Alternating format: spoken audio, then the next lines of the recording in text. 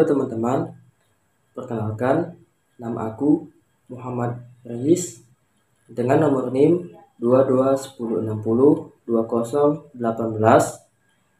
program studi Ekonomi Syariah 1,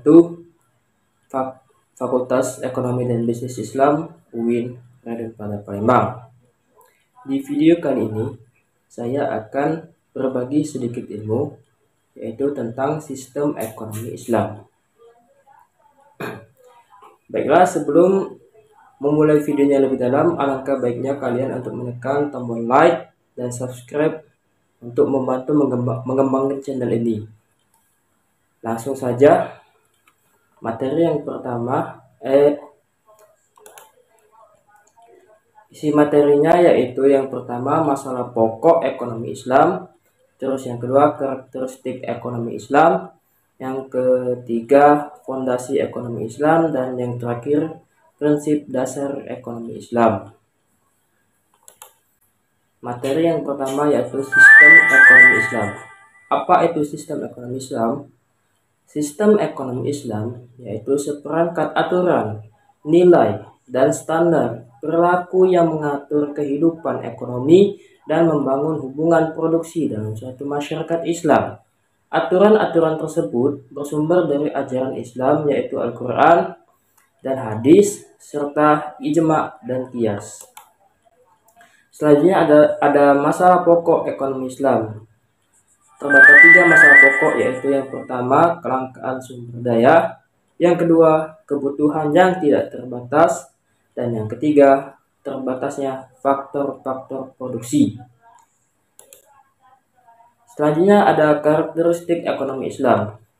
Sistem ekonomi Islam memiliki konsep moral dan penggunaan biaya yang relatif dan efisien dalam mengatur produksi, distribusi, atau pertukaran dan konsumsi, sehingga dibentuk oleh prinsip-prinsip syariah.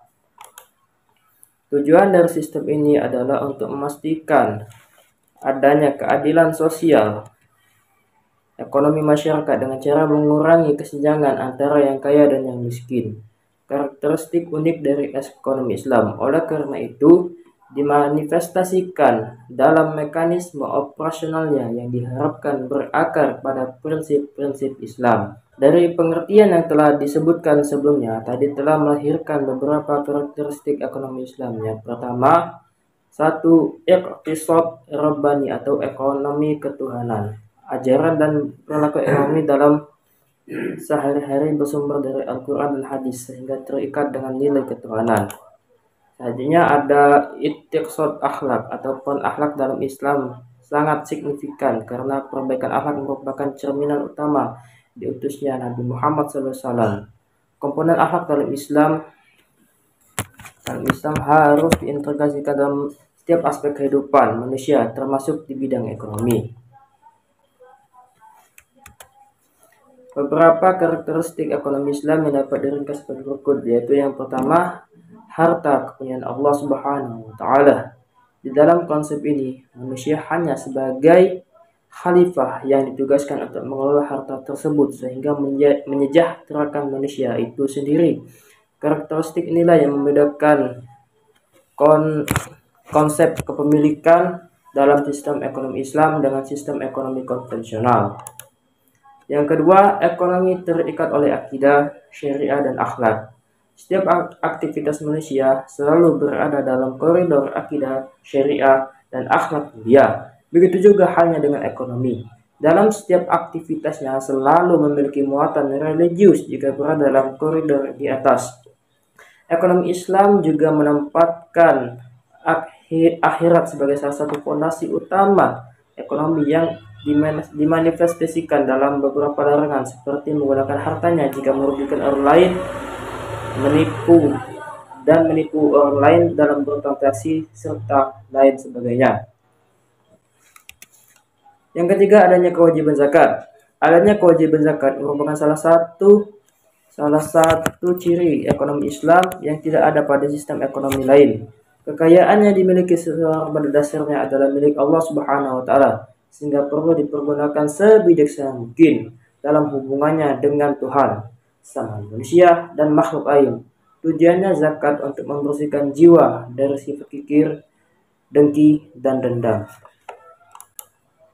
Yang keempat, adanya pelarangan riba. Riba adalah uang tambahan yang diperoleh tanpa pengorbanan. Islam sangat menekankan fungsi uang sebagai alat transaksi dan valuasi barang, bukan komoditas. Penyalahgunaan uang dari kedua fungsi tersebut biasanya akan menyebabkan transaksi menjadi riba. Contohnya yaitu bunga bank. Berikut ini yaitu pondasi ekonomi Islam.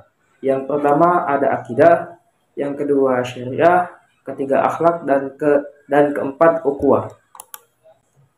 Yang pertama akidah. Akidah merupakan fondasi utama dari segala aspek ekonomi.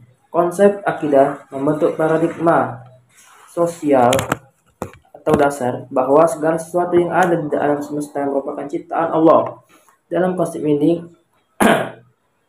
aktivitas-aktivitas manusia memiliki nilai akuntabilitas ilahiyah yang menempatkan perangkat syariah sebagai paradigma kesesuaian antara aktivitas usaha dengan prinsip-prinsip syariah.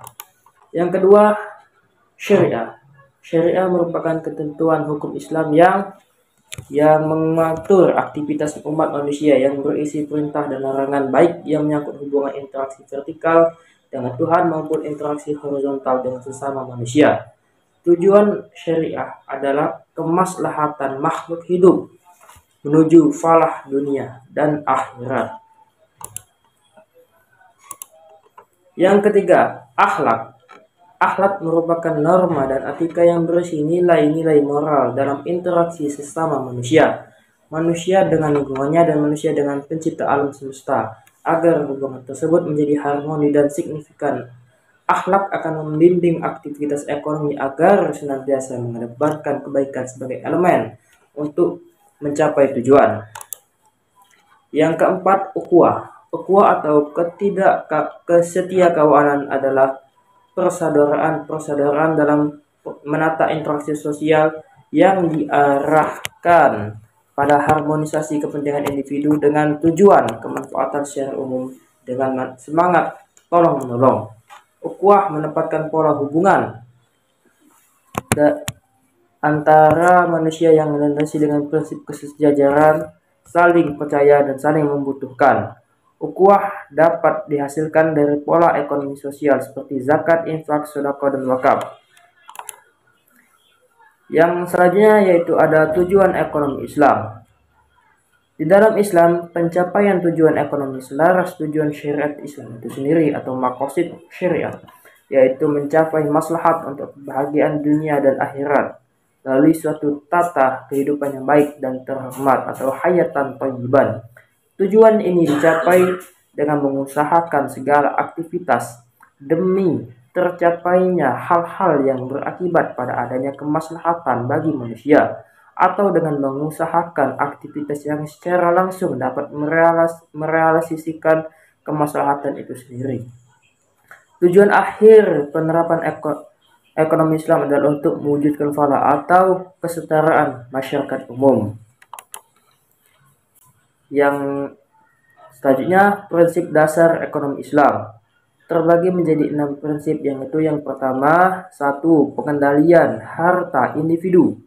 Yang kedua, distribusi pendapatan yang inklusif.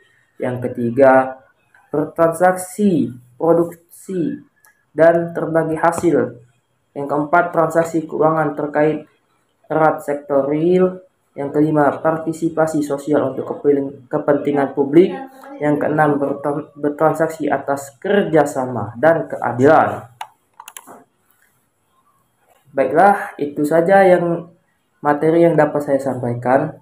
Di sini saya akan membaca kesimpulannya, yaitu sistem ekonomi Islam mempunyai ciri khas yang tidak dimiliki oleh sistem ekonomi konvensional, seperti adanya unsur ketuhanan, akhlak, pelarangan, riba, kewajiban zakat.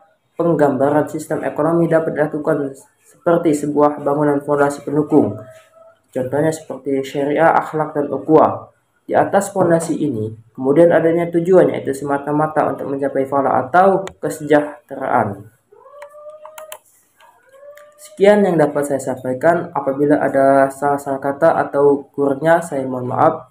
Kepada Allah saya mohon ampun. Saya akhiri. Wassalamualaikum warahmatullahi wabarakatuh.